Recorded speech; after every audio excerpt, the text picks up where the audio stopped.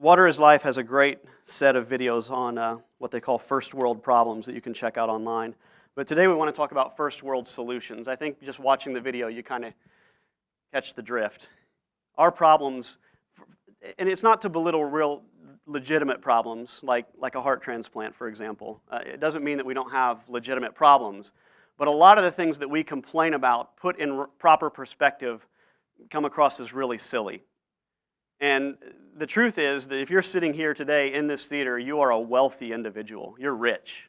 I mean, you're beyond rich. You have no idea how rich you are. Compared to every person that's ever lived in history, you're in the top 1/10 of 1%. It's ridiculous how wealthy we are.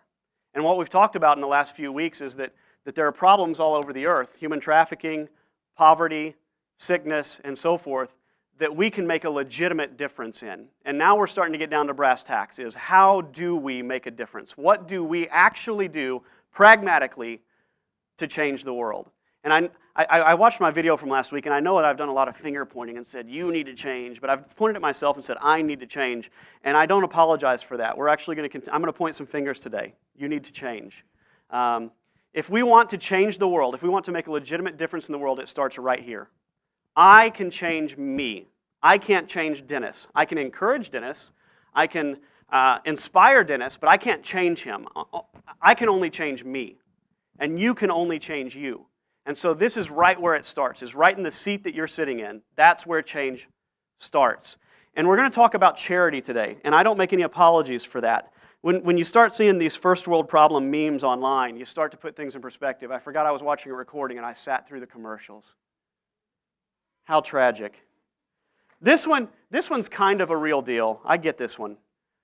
I don't have enough dip for my chips, but if I open another container, I won't have enough chips for my dip. This is a letter that was actually left in a Mercedes-Benz that had been cleaned by a service. Sorry, we may have moved your seat when we cleaned your car. I mean, that's good customer service, but let's face it, if that's one of your problems, you've got a pretty easy life. I wrote down some of mine. I thought, okay, what are my first world problems? So I just in a flash, tried to quickly, as fast as I could, write them down, and then I brought some graphics for you. One of my big problems in life right now is that I have about, 300,000 music tracks on my computer, and they're not in proper playlists. I had them all, I went through month after month after month and put them in proper playlists, and then I switched computers and thought I had saved the proper files, and I didn't, and so now they're all just everywhere. And it makes me feel like my whole life is chaos. And here's the problem is, while I'm trying to file them into proper playlists, I'm usually working at the same time, so I'll let 2 or 3 songs go by that I'm supposed to be listening to and sliding into the right playlist, and I get to the 4th song and think, oh, dog, I forgot, so I have to go back, and then I have to listen to the songs again. Misery. That's how wealthy I am, that I get to sit at a computer that has music tracks on it. I don't have very many problems. I've got problems, but man, one of my issues is I cannot find a good salsa that doesn't have a boatload of sugar in it. That's a problem. If I go to bed at night and I set the thermostat improperly, and I found that my mark is 72 degrees in the summer, and I know that sounds crazy to you, some of you, because you put yours at 78. If I put it at 73, 74, I literally wake up sweating. If I put it at 70 or below, I wake up shaking. I gotta have that 72 mark. This is a pretty darn good life, isn't it? And the guys, when I play golf, they make fun of me because I play a Titleist Pro V1 golf ball. I prefer the Pro V1X. You get less spin off the driver with that. But I can't afford the Pro V1 because they're about $3 a piece. And I'll lose a golf ball once every round or two at least. And so I'm not about to shell out $3 a golf ball. So I buy what they call shag balls, practice balls on eBay in bags of 50 or 100. The problem with shag balls is they're usually kind of discolored. They're yellow, and they'll have little cart marks on them, and maybe somebody's written their little logo on it. And you can tell that you're playing a shag ball. And so when I'm playing with good golfers, it's common for them to say, why don't you get a good golf ball? They make fun of me for playing a Shag Pro V.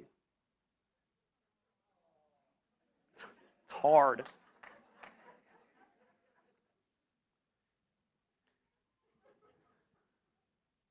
Let's talk about the real world. There's about 1.3 billion people living in what they call extreme poverty right now, or desperate poverty, depending on who you listen to. In the book, Rich Christians in an Age of Hunger, he describes how those 1.3 billion people live. And he describes it basically saying, take our lives and then make us live like them. He says, we begin by invading the house of our imaginary American family to strip it of its furniture. Everything goes.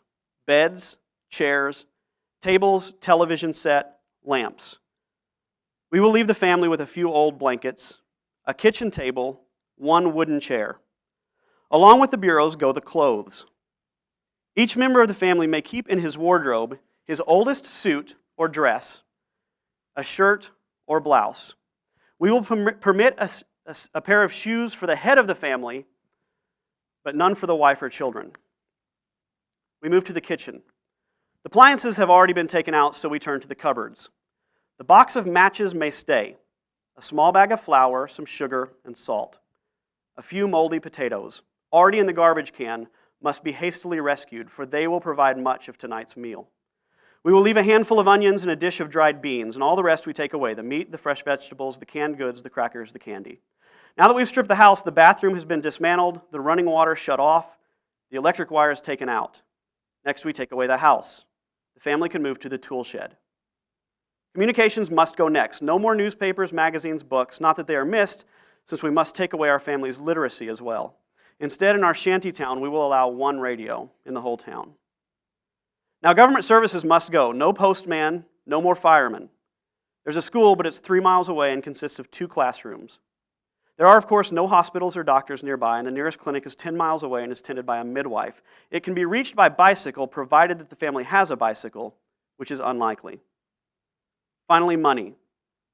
We will allow our family a cash hoard of $5. This will prevent our breadwinner from experiencing the tragedy of an Iranian peasant who went blind because he could not raise the $3.94, which he mistakenly thought he needed to receive admission to a hospital where he could have been cured. 1.3 billion people, about 1/5 of the planet, lives in precisely those conditions or worse. And today, you got invited to a dessert potluck. We are very, very wealthy. We are very fortunate. I want Daylight Church to be a generous church. I want us to practice strategic trust, cheerful living, and generous sacrifice. I'm not going to tell you today how much you should give to charity, but I am going to say that as a follower of Jesus, you should be extremely charitable. As a follower of Jesus, you should live well below your means. You see what I said there? I didn't say you can't be rich. I didn't say you can't be middle class. I didn't say you should be poor. I'm saying wherever you are, you should be highly generous. You should be giving, and giving till it hurts. We'll talk about that as we go on. This is a picture of the website from One Day's Wages, and this is an organization we'll talk about a little bit further later. But One Day's Wages challenges every American to figure out what they earn in one single day and donate that to poverty. And they have all these different causes. It's a really neat website. And 100% of what is donated goes straight to these causes. The administrative money, so that they can run the site and run the organization, is raised elsewhere. So every penny that you give to One Day's Wages goes straight to the poor. It goes straight to people that don't have clean drinking water. It's a great organization. But if you get on their website, you'll see a page like this where it talks about some of the causes and what your money does. And what stood out to me is right here in the middle. I know you can't see it right now, but it says $10 will buy 1 mosquito net. Now, I've been to the border of Laos in Thailand on the northeast corner along the Mekong River, and they make you sleep, if you're with any kind of sensible organization at all, they make you sleep under a mosquito net.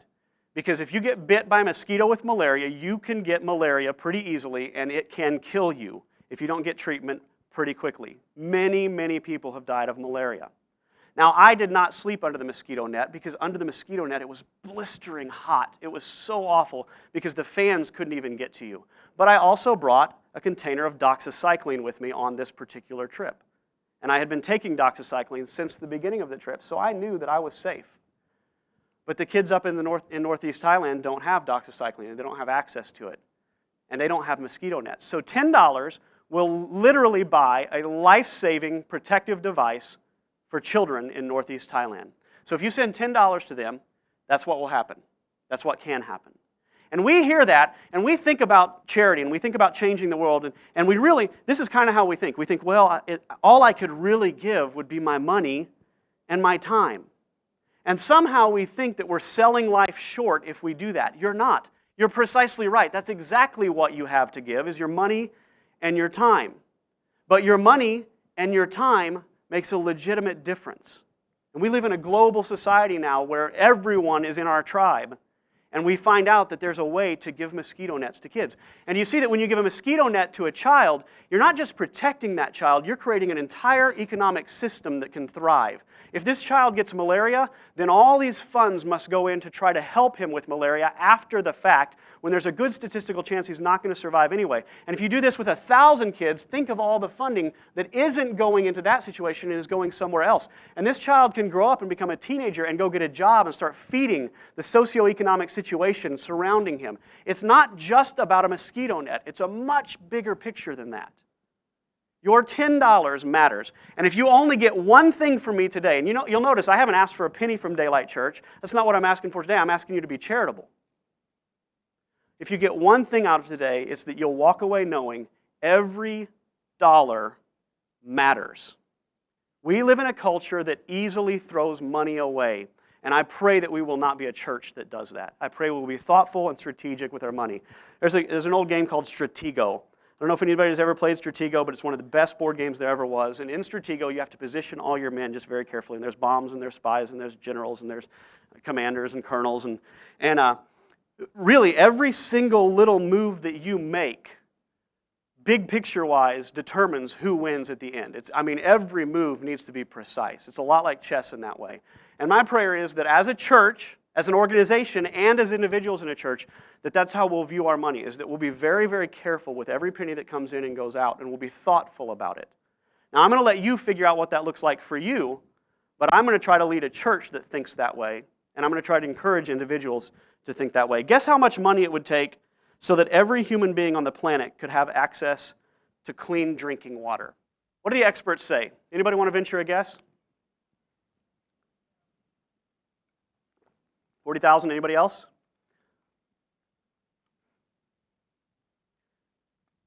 It's a number considerably higher than that. Nobody wants to guess. Everyone's terrified at this point. Does anybody want to sit there in complete silence? Experts say it would take about $10 billion and a lot of effort for every person to have access to clean drinking water. This figure blew me away. I thought it'd be much higher than that. I thought it'd be 200-300 billion. And when I saw that number, and I started thinking and started seeing some of the differences, because just a couple decades ago that number was 17 billion. I'm seeing that they are making a difference.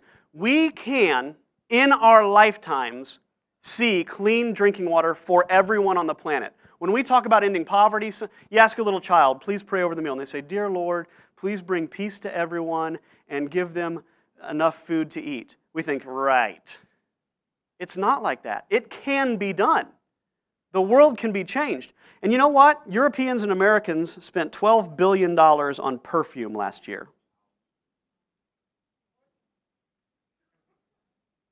Do you get that? If every European and every American would say, no perfume for me for 1 year, everyone on the planet would have clean drinking water. What? Wow! Guess how much Americans spent on coffee last year? Oh, here, I'm just gonna do this right now. You just put your feet out here.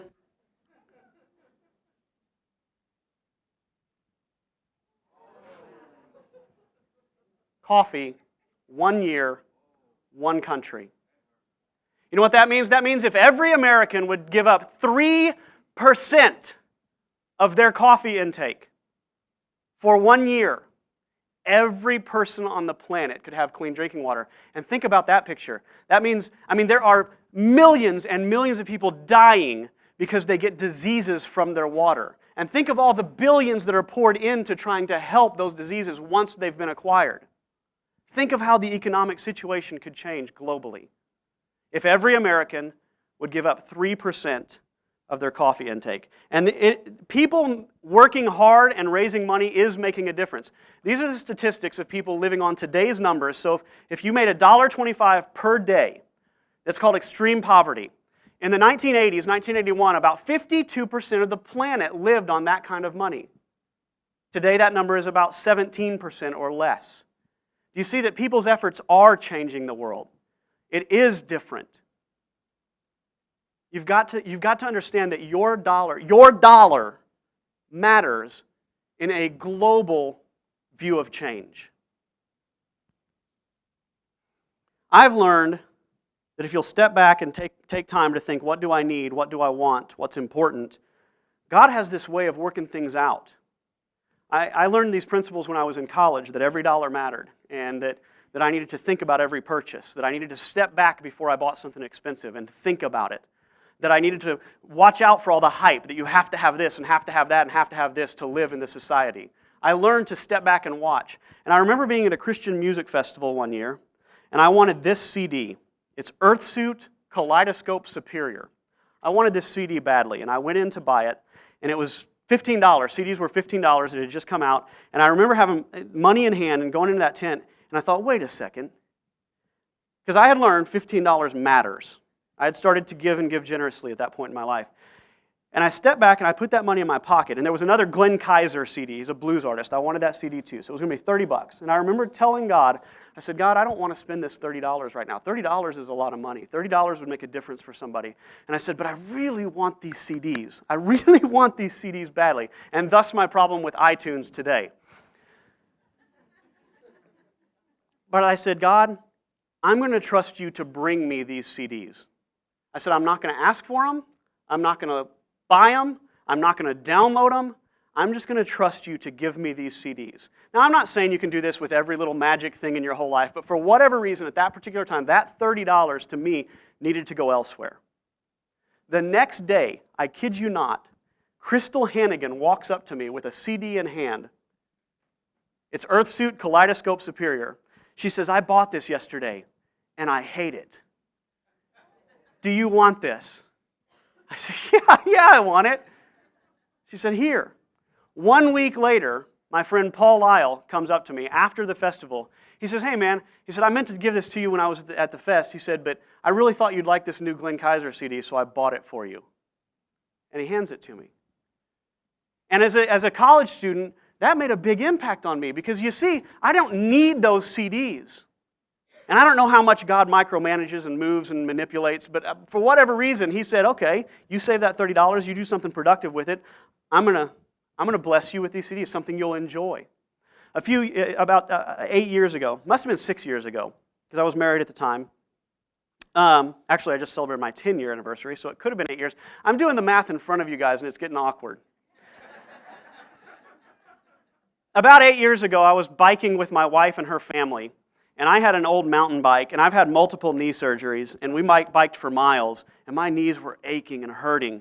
And I remember getting on her dad's bike. His name's Randy, and he had what's called a Giant. It's a Giant, that's the make, and it was a hybrid bike. So he had a Giant hybrid, and I got on that thing, and I rode for about a half a mile, and it was just butter. I mean, my knees felt so good, and I thought, I gotta have a Giant hybrid.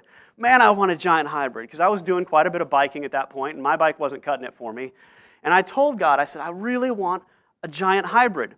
But they were like $400 to $600, depending on which options you bought. And I thought, I can't spend $500 on a bike. I've got a bike that's fully functional. $500 is a boatload of money. I said, God, I really want a Giant hybrid, but I'm going to wait and ask you to bring me one. Well, my wife and I came to Louisville back then, because this was our idea of a good time. We took a weekend off and we came thrift store shopping. And on the way there, I said, you know what, babe? I said, how awesome would it be if I found a Giant hybrid sitting in a thrift store? So that's never going to happen. Never in a million years could that possibly happen. Well, I'm going into our second thrift store of the day when this dude rides up, no joke, rides up on a Giant hybrid. He says, hey, man, you want to buy a bike? I thought, that's a stolen bike. Right? I said, well, tell me about it. He said, He said, well, I've just got this bike. It was my cousin's, and he doesn't need it anymore, and so I need to make a quick buck. And I said, how much you want for it? He said, $35. I said, you know what? I said, I got to go in here and do some shopping. I'm going to think about it. I said, can I have your cell number? I thought there's no way this guy's going to give me a cell number.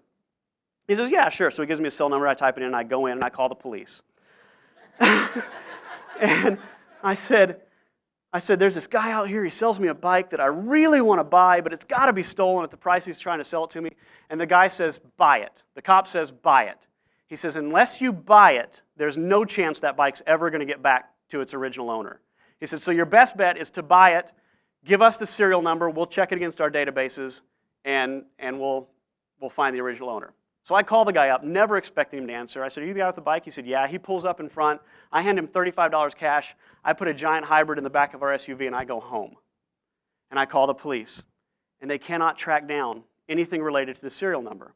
So I call this other database and call them. And for years, I called people saying, whose bike is this? And I still, to this day, pedal this bike around. I don't know what to do about it. To me, that seems like a God thing. I'm probably riding around on a stolen bike that God gave me, and that makes no sense to me at all. I'm happy to surrender the bike at a moment's notice, but until then, I'm driving the bike. When we started this church, I want to have the same principles in the church. I want us to be very thoughtful about every penny that comes in. I want us to think through money situations, and I want us to be thrifty. But I also heard that you've got to invest in your sound system. You can't mess around with the sound system, because what happens is if you buy a cheap sound system, you end up buying 3 sound systems. That's how it works. So they said you got to buy certain components. So I did hours and hours and hours of research saying this is what we want. And you'll see it's a very simple setup, but even on eBay, this stuff, buying it used, was going to cost us about $9,000. I thought, man, because we were raising money. We had raised about 60 grand at that point, so we had the money. But it was a battle. I thought, I don't want to spend $9,000 on a sound system. We can get up and shout if we have to for 9 grand, right? But I kept scouring Craigslist and eBay, and one day this DJ in Cincinnati gets on Craigslist and he lists this package. He was selling all his gear. And it was precisely the list that I had written down. It was exactly the list. It was wild. Because we wanted to be portable, lean and mean, and cheap but powerful. And here it is, him testing it out for me. I bought that system for him that you see right in front of you right now, $3,200. And he threw in a disco ball.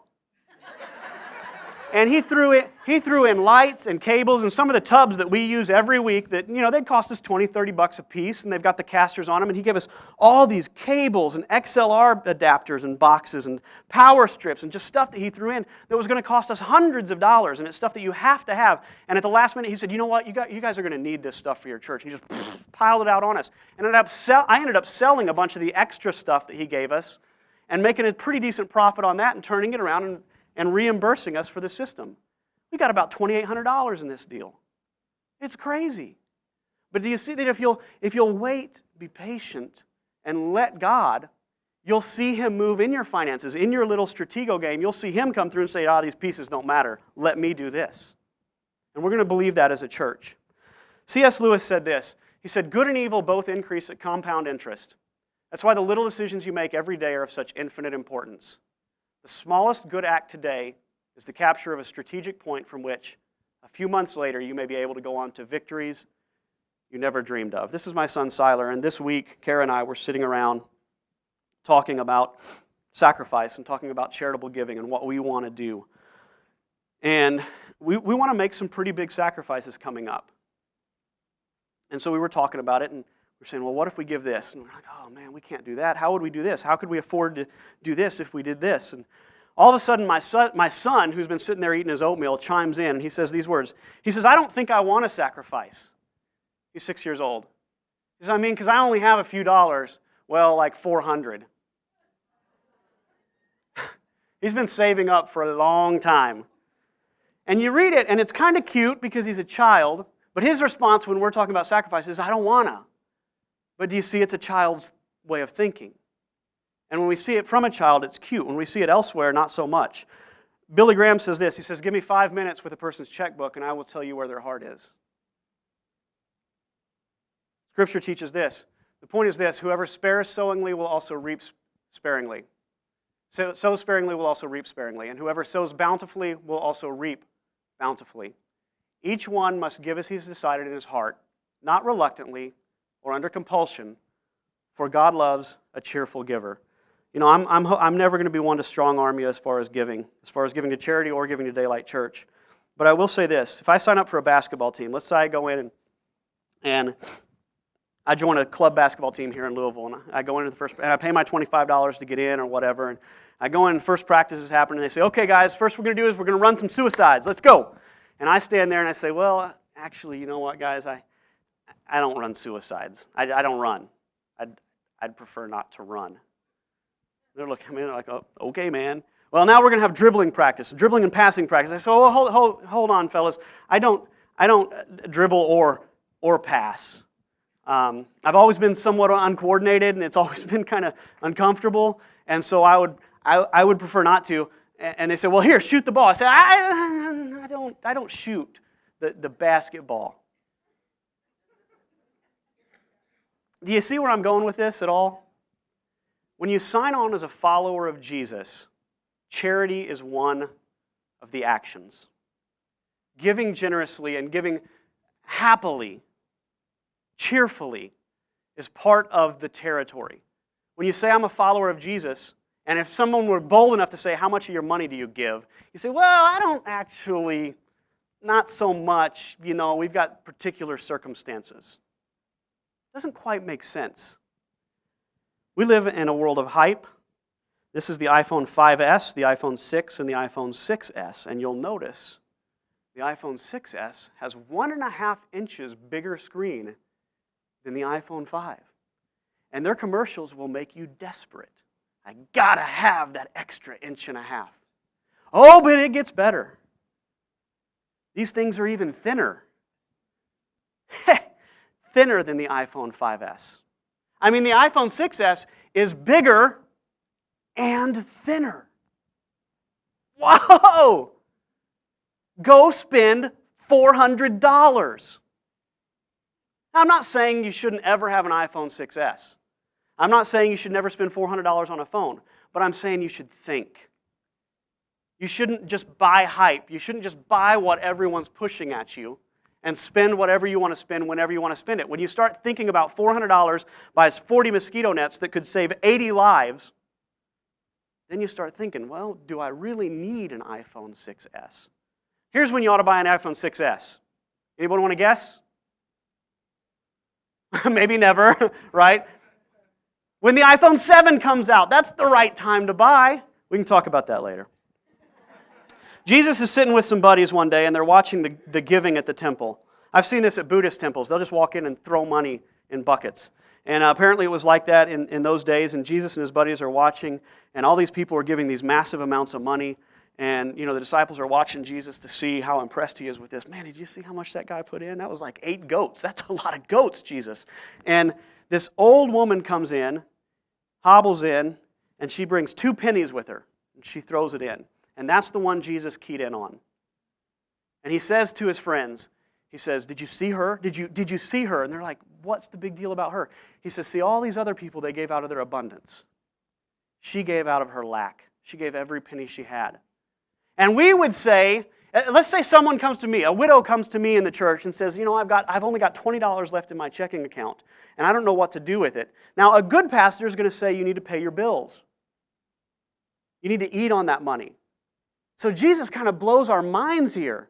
That'd be like the pastor saying to the widow, you know what you ought to do is you ought to give that $20 to the church. Anybody uncomfortable with this, pastor?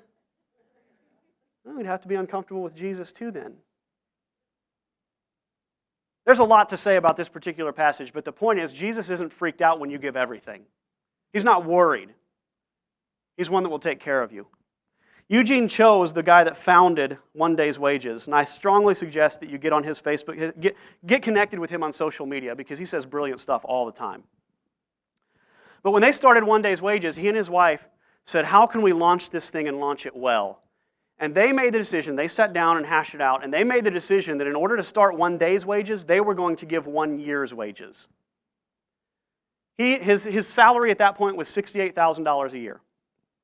They said, we're going to give $68,000 in X amount of time. And I don't know from reading his book what that amount of time is. It might have been 3 years. It might have been 5 years. I don't know. But what they wanted to give away $68,000 on a $68,000 salary. So it involved them going through and selling everything. I mean, selling boatloads of stuff. And he sold his precious Mazda Miata convertible. He had this Mazda Miata convertible that he'd keep in the garage and polish and make it beautiful. And just in good weather, he'd take it out and drive it. And he said, if we're going to give away $68,000, the Miata's got to go. So he sold it. $10,000, boom. And they started raising money. Well, the time was coming to an end, and they still owed $10,000 on their pledge. So he, on a lark, got on Craigslist and listed his house for rent. Didn't talk to his wife about it. He thought nobody would ever do this. This is crazy. But he puts it on there just kind of as a gag, says, we will rent out our house for 3 months for $10,000, which was above its value. Well, he gets an email that day saying, we want it and we want it Friday. Where do we write the check? He had 2 days to explain to his family, and he didn't know where this $10,000 was going to come from. So he sits his family down in the living room. He says, guys, I did something pretty crazy. I rented our house out, and we've got to pack up and be gone in 2 days. Says his wife starts sobbing. The kids start crying. But after talking for several hours, they all agreed this is something we could do. We said we would give $68,000 to poor people, and that's what we're going to do. So for 3 months, they lived on people's couches back and forth their city. They didn't have any idea. They went to a hotel the first couple nights, I think, but they gave away $68,000 to the poor. Radical sacrifice. David Livingstone was a famous missionary in Africa. He mapped out a lot of Africa. He was an explorer. He said, I will place no value on anything I possess except in relation to the kingdom of Christ. If anything I have will advance that kingdom, it shall be given or kept, whichever will be best promote the glory of him to whom I owe all my hopes. Eugene Cho said this. He said, people love justice until there's a cost. That's it, right? That's it. That's the quote right there to remember. Because we say, how do we change the world? Pay the price. You pay the price. I pay the price. I do something. I give something up so that others can have. And I'm just going to tell you this. I've gone back and forth about whether to tell you or not. My wife and I have made a decision. It's not quite the decision that Eugene Cho and his family made. It's been a hard decision. Right now, my salary is $4,000 a month. I get $48,000 a year. Jesus said, don't let your left hand, that's my left hand, your left hand know what your right hand is doing when it comes to giving. Don't do your public displays so that people will revere you. And that's why I'm hesitant to tell you. But for 2 reasons, I'm going to tell you the decision that we've made. And one of those reasons is it will hold me accountable. I think if I say it, it's an amount that I'm really uncomfortable with. And if I say it out loud, then everybody knows. And now my pride's on the line. So if pride's going to enter the picture, then I'm going to use it for me. But secondly is if I'm going to lead a church, I want to lead a church. If I am going to say all this, I want to lead by example. I want to set the bar high. And you may or may not think this figure is high, and it doesn't matter to me if you do. We've decided that by the end of 2016, in addition to our tithe, we take 10% off the top every month automatically and give it to the church. We feel like as Christians and as followers of Jesus that that's a principle that we should follow. And we'll talk about that in days to come. I think it's a good idea. It's not a law. It's not a rule. It's a good idea. So we automatically give 10% off the top. On top of that, we've decided that by the time December of 2016 rolls around, we're going to give an additional $10,000 to humanitarian service. Not missions, not churches, to making sure people have clean drinking water. That's another 10% of our income. It's a little bit over that. And we're mapping out some ways we can make that happen. If you have young children, you might want to move out of the theater right now. I meant to warn you about this, but I'm going to show you a picture that has really influenced my decision. So if you have kids, just cover their eyes, and then you can make a decision whether you want to leave with them. I stare at this picture a lot. I don't want to look at it on the screen. I'm going to look at the thumbnail because I almost always start crying. I'm going to have to look at the screen because I can't read the text. I stare at this picture a lot, and I think of my child, who's 1 year old, and I think of that child, and what would it take to save that child?